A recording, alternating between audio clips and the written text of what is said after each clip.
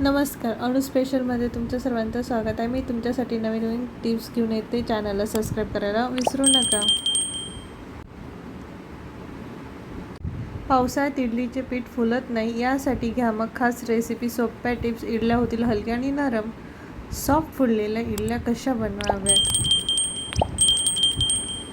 इडलीचं पीठ बनवण्यासाठी 1 वाटी उडीद डाळ आणि 2 कप तांदूळ 12 तास भिजत ठेवा. त्यानंतर ग्राइंडरमध्ये तांदूळ आणि डाळ व्यवस्थित बारीक करून घ्या.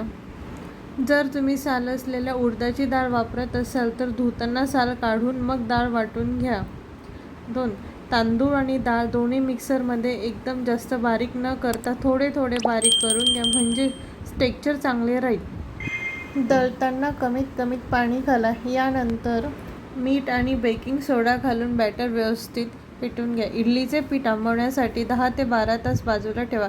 पीठ व्यवस्थित आंबवल्यानंतर इडलीच्या साच्यात इडलीचे पीठ घाला आणि 20 ते 30 मिनिटे वाफेवर शिजवा.